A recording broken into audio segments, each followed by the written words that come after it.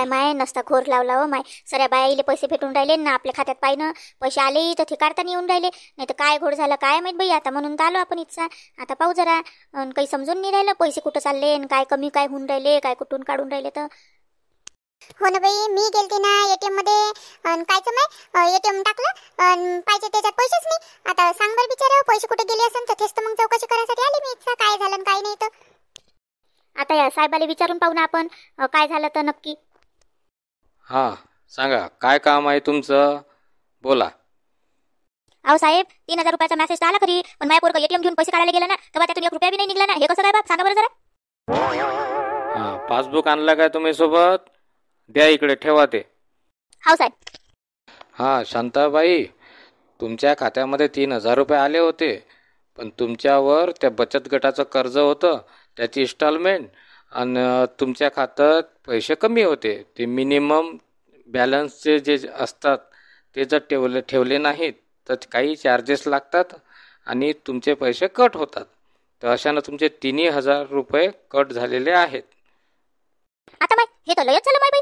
आता ते मी समजू शकतो का बा बचत गटाचं कटलं असेल म्हणून, पण हे तर लयच झालं ना. कायचं ते मिनिमम चार्ज आणि कायचं. आता बाबा आम्ही गरीब लोक, आमच्या खात्यात पैसेच नाही त्याच्यात राहील कुठून. त्यासाठीच तर सरकारने आम्हाला हे योजना आणली का बा यायले पैसे भेटायला पाहिजे म्हणून. ते तुम्ही काढून घेतले बाबा. शांताबाई तसं काही नाही, ते नियमानुसारच पैसे कटत असतात. असे कसे तुमचे नियम, गरीबाचे पैसे कापता तुम्ही. मला सांगा काय प्रॉब्लेम झाला तुम्हाला, का बरं एवढा इथं गोंधळ चालू आहे. साहेब या शांताबाईंचा प्रॉब्लेम असा आहे की यांच्याकडे बचत गटाचं लोन होतं, त्याची EMI इथं डिडक्ट झाली आणि मिनिमम बॅलन्स नव्हतं तर त्याचे चार्जेस कट झाले.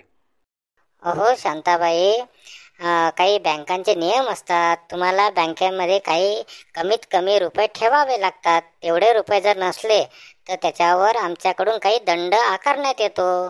आणि तुमचे राहिलेले जे रुपये होते ते बचत गटाचे कर्जाचे होते ते तिथं कट झालेले आहेत. हो साहेब, आम्ही गरीब आहो ना बा, म्हणून तर आमच्या खात्यात पैसे नाही राहत. आता कशी तरी सरकारने पैसे टाकले होते ते तुम्ही कापून टाकले बा. आता आम्ही काय करावं सांगा बरं. आता काय बापा साहेब, गरीबाईची तर निरा सरकारने थट्टा मस्करीच करणं लावलं बापा. इकडून तिकडून लाडकी बहीण योजना काढली. असं वाटलं चला बापा आता आसरा होईल. मोठ्या हरकानं आलतो आम्ही पैसे काढासाठी, तसा पाहतो तर काय बापा खात्यातनी पैसेच नाही. असं नाही करायला पाहिजे बा, असे नियम नाही आणावं. आम्ही काय करावं आता गरीबानं. आता कसे तरी पैसे भेटले म्हटलं चला बा थोडं खर्चा पाण्याले पैसे होईल, काही किराणा बिराणा आणता येईल. पण काहीच काहीच नाही झालं. बरं आता नवीन हप्ता येईन त्यावेळेस नका करता असं. ठीक आहे शांताबाई, पण तुम्ही खात्यामध्ये पैसे ठेवत जा. ठीक आहे. सांगा आता तुमचा काय प्रॉब्लेम आहे. काय बापा असं वाटलं 3000 आहे खात्यामध्ये. पाहतो तर 2000 होते त्याच्यामध्ये, बाकीचे 1000 कुठे गेले बाबा माय. तुमचे पैसे चार्जेसमध्ये कट झालेले आहेत. हट बापा, नसला घोरच लावला येईन. हां बोला आता तुमचा काय प्रॉब्लेम आहे. अहो साहेब, माझे खातच बंद पडून आहे. हां तुम्ही तुमचं पासबुक आणि ते आणलं आहे का, द्या इकडे ठेवा.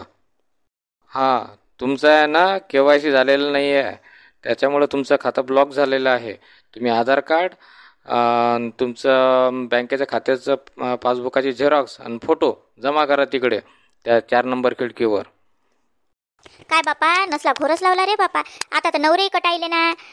हे करा ते करा, इकडे जा तिकडे जा, KYC करा. काय लावलं बापा, काय ते एकदाचं करून टाका पा. हरघडी काय लावलं तुम्ही. तुम्ही बोला मॅडम, काय काम आहे तुमचं. साहेब आमच्या दोघीला आहे ना ह्या चालू खात्याचं दुसरं ATM पाहिजे अजून.